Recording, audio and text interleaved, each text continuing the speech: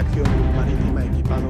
Italia dan Spanyol telah mengirimkan kapal ke Mediterania dan mendesak Israel untuk menjamin keselamatan para relawan kemanusiaan dalam Global Summit Flotilla atau GSF yang sedang menuju Gaza.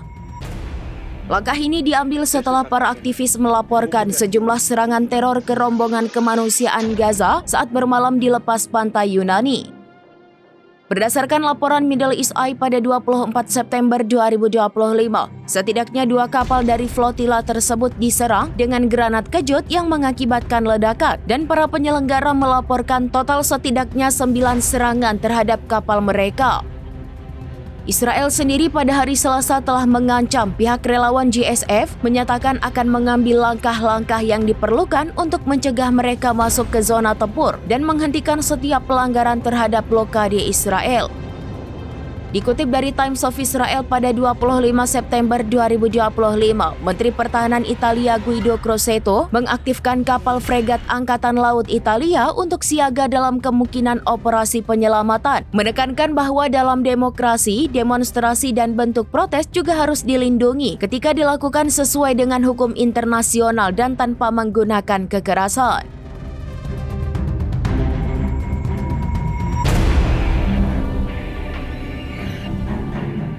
Tak lama setelah Italia, anggota NATO lainnya Spanyol tempat flotila itu berlayar juga mengumumkan akan mengirimkan kapal angkatan laut.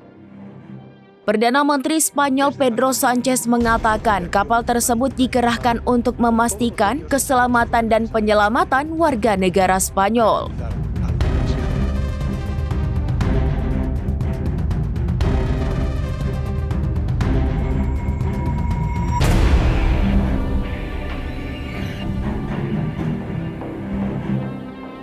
Desde Cartagena, buque de acción marítima equipado.